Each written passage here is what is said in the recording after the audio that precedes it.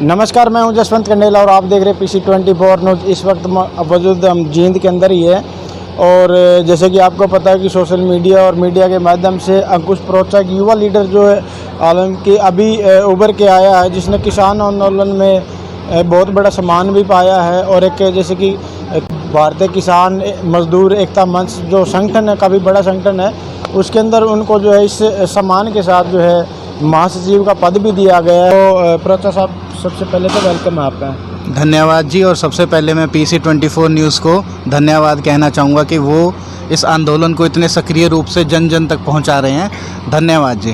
तो प्रोचा साहब, जैसे कि काफ़ी सोशल मीडिया पे वायरल है आपकी हर एक्टिविटी देखते हम, किसान आंदोलन के बदौला टोल टैक्स देख ले, खटकर टोल प्लाजा पे जो देख ले, तो बहुत ज़्यादा एक्टिविटी है। और आपको सबसे बड़ा जो एक सम्मान मिला है किसान मजदूर एकता मंच। हाँ जी।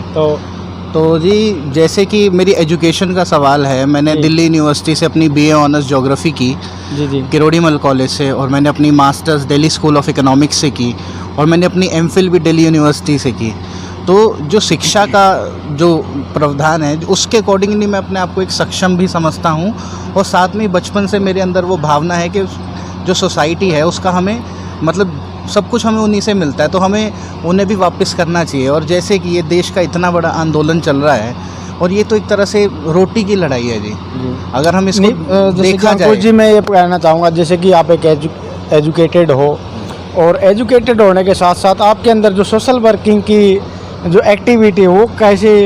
और सर, मैं अपने कॉलेज लेवल से ही मतलब सोशल वर्क है वो हमेशा उसमें एक्टिव रहता हूँ। जहाँ भी कोई गलती दिखती है, किसी स्टूडेंट के साथ गलत हो रहा है, तो वो हम कॉलेज से इस चीज़ के लिए काफ़ी सक्रिय रहते हैं। और प्लस जो ये आंदोलन चल रहा है, ये देश में इतने बड़े पैमाने पे चल रहा है, तो मैं चाहता था कि मैं अपना योगदान इसमें दूँ, क्योंकि जैसे एक आंदोलन होता है वो तन मन धन से चलता है। मैं तो चाहता हूँ कि जैसा योगदान मैं इसको दे सकूँ मैं दूँ।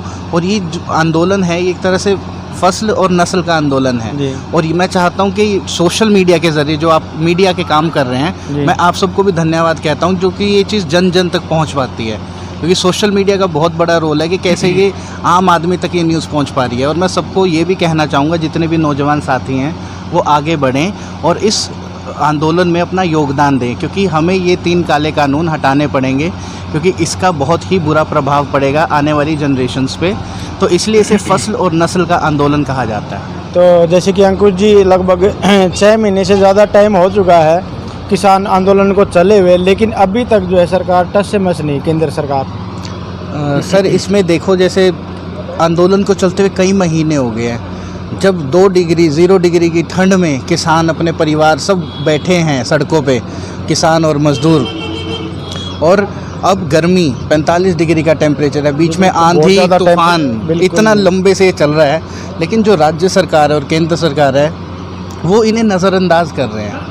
वो कह रहे हैं कि इससे उनका फ़ायदा होगा।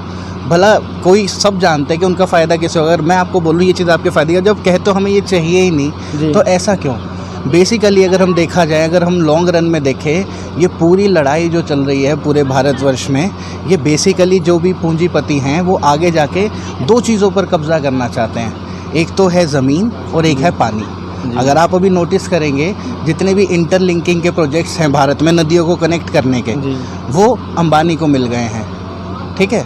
और अभी ये फसल का चल ही रहा है। तो अगर आप देखा जाए मोटा मोटा, आज हम एक 20 रुपए की पानी की बोतल बाहर से ख़रीद के पीते हैं, और आने वाले टाइम में जब कंट्रोल ही रिसोर्सेज बेसिकली है, रिसोर्स, ये सारे रिसोर्सेज जो हैं अपने पास रखना चाहते हैं, चाहे वो ये पानी हो, चाहे खाना हो, अनाज हो।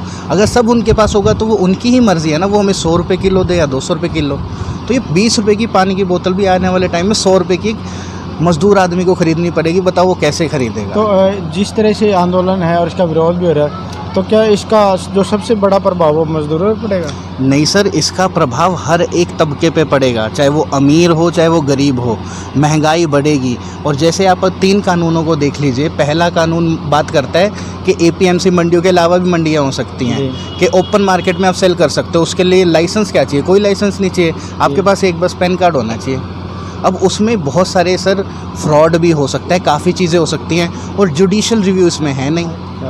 कोई मतलब अगर किसान के साथ कुछ गलत होता है तो वो चाहे कि मैं चलो न्यायालय में इसमें अपना दरवाज़ा खटखटाऊँ ताकि मुझे इंसाफ मिले, वो नहीं, वहाँ के एक एसडीएम इसको देखेंगे। और एक एसडीएम एक ऐसी पोस्ट है जो सरकार के प्रभाव में भी आ सकते हैं और पूंजीपतियों के प्रभाव में भी आ सकते हैं। तो आप कैसे कह सकते हैं कि वो सही डिसीजन लेंगे?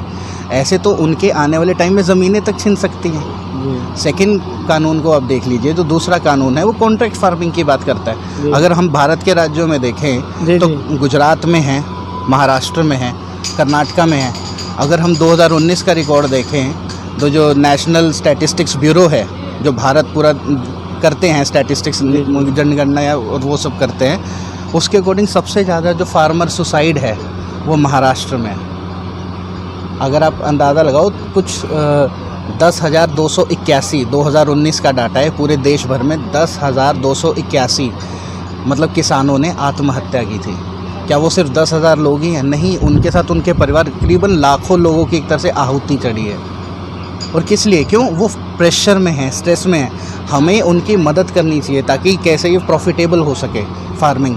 वो तो किसानी छोड़ने पे मजबूर हो जाता है, इतना परेशान हो जाता है इन सब चीज़ों से, जहाँ कॉन्ट्रैक्ट फार्मिंग चल रही है। तो अब कैसे कह सकते हो एक अच्छा होगा? आने वाले उनको बस एक सुनहरे शब्दों में पिरोया गया है, उनको बहुत अच्छे से सजा धजा के कि ये आपके फ़ायदे करेगी।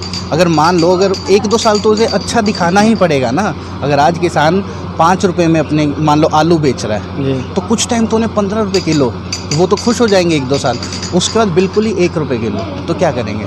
ये बस अच्छा दिखाने के लिए करे जा रहा है। और ये केस हो चुका है। अगर आप 2019 या 20 की बात करें, 19 की ही बात है जी, जब पेप्सिको कंपनी है, उन्होंने फार्मर्स पे केस ठोक दिया था 1 करोड़ रुपए का, कि इन्होंने जो हमारी फसल है वो कैसे एक्स्ट्रा यूज़ कर ली, क्योंकि वो सरप्लस हुआ था। किसान कहाँ दरवाज़ा खटखटाता? तो सभी जितने भी संगठन हैं, किसान यूनियन है, जितनी भी एनजीओ है, उन सब ने मिल के कोर्ट में ये केस लड़ा और उन किसानों को बचाया। तो ये बड़ी बड़ी कंपनियों से हम कैसे बचेंगे? तो किसान कैसे बचेंगे? आपका कहना कि जो कॉन्ट्रैक्ट फार्मिंग का एसडीएम के पास जुडिशियल रिव्यू ही नहीं है सर।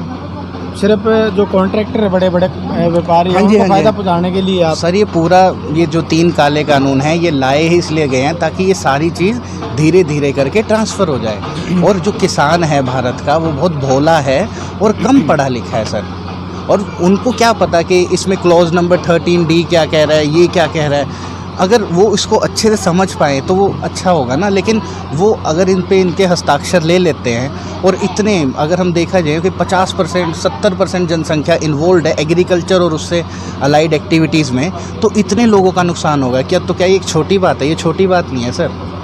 तो यही चीज़ आपके चैनल के ज़रिए और सोशल मीडिया के ज़रिए मैं सब तक पहुंचाना चाहता हूं कि ये सबका आंदोलन है, ये सिर्फ किसान और मज़दूर का आंदोलन नहीं है। लेकिन किसान और मज़दूर ये आंदोलन हमारे लिए लड़ रहे हैं।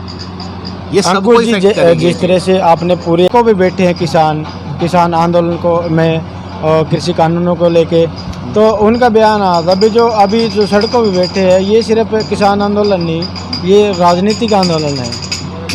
नहीं सर, अगर देखा जाए इतने किसानों ने शहीदी दी है इस आंदोलन के लिए, परेशान होके शहीदी दी है। वो अपने परिवार के साथ तपती धूप में और ठंड में, बारिश में, आंधी तूफान में बैठे हैं, तो ये राजनीतिक नहीं है सर। वो अपने हक की लड़ाई लड़ रहे हैं। तो अगर इसको ये कहा जाएगा कि ये राजनीतिक है तो इससे सर बहुत दुख पहुंचता है सुन के। ये राजनीतिक बिल्कुल नहीं है, ये एक हक की लड़ाई है। अगर हमारे किसी चीज़ से नुकसान होता है और कोई हमें थ्रेट है तो हम उसके लिए लड़ेंगे। और ये मतलब डेमोक्रेसी में सबका हक है। तो ये कोई राजनीतिक नहीं है सर, इससे सबका ही नुकसान होगा। पूंजीपति ही हैं जो इससे फ़ायदा उठाएंगे, क्योंकि उनका जो कैपिटलिज्म है उनका सिर्फ एक ही प्रिंसिपल है सर, हमें प्रॉफिट चाहिए। जो आज इंटरलिंकिंग में इन्वेस्ट कर रहे हैं अंबानी ग्रुप, सब नदियों को जोड़ दिया जाएगा तो बाद में वहाँ कार्गो चलेंगे, सब चलेंगे, पानी भी वही बेचेंगे, सब कुछ उनका कंट्रोल हो गया। तो उनकी मर्ज़ी ना, वो 25 साल बाद वो एक बहुत बड़ा विज़न लेके चलते हैं सर। एक आम मज़दूर सोचता है कि मैं आज और कल अच्छे से अपने परिवार को खाना खिला दूँ, पाल लूँ। उनकी बहुत दूर की सोच होती है। तो यही चीज़ अगर हम पढ़ लिख रहे हैं, हम भी सर इन चीज़ों के बारे में पढ़ते हैं और हमें समझ में आता है वो कितनी दूर की देख रहे हैं। ये सिर्फ रिसोर्स को, और ये दुनिया में सर रिसोर्स ही तो है। हमें जीने के लिए क्या चाहिए? पानी चाहिए, खाना चाहिए, रहने के लिए जगह चाहिए। रहने की जगह सबके पास है, लेकिन बाकी 2 चीज़ वो छीनना चाह रहे हैं, पानी है और खाना है। अगर यही इतने महंगे हो जाएंगे, हम उसे ना खा पाएंगे ना पी पाएंगे, तो क्या करेंगे, मर जाएंगे। बिल्कुल तो ये विनाश, ये तो सबका एक ही विनाश का आंदोलन कारण है, बन सर। सकता है। अगर हाँ ये जी, नहीं होगा सर। तो विनाश होना ही देश के अंदर। तो यही मैं सोशल मीडिया और आपके PC24 न्यूज़ चैनल को का मैं फिर से धन्यवाद करता हूँ कि ये चीज़ जन जन तक पहुँचे कि ये सबका आंदोलन है। अगर इसको हम पॉलिटिकल कहते हैं तो वो गलत है, और साथ ही में हम कहते हैं कि ये सिर्फ किसानों और मजदूरों का नहीं, ये सबका आंदोलन है। वो हमारे लिए लड़ रहे हैं, हमें उन्हें समर्थन देना चाहिए। और जितने भी नौजवान हैं, मैं उन्हें आग्रह करता हूँ कि वो आगे आएँ और इस आंदोलन के साथ जुड़ें, ताकि ये 3 काले कानून रद्द किए जाएँ। तो अभी हमने बात की है अंकुश प्रोचा जी से, और उन्होंने जो कानून है उसकी क्या क्या रिजल्ट है, कितने पॉजिटिव है कितने नेगेटिव है, वो सारे के सारे जो है हमारे चैनल के माध्यम से उन्होंने बताए हैं। तो बने रहिए जसवंत कंडेला के साथ PC24 न्यूज़ पर। जय हिंद।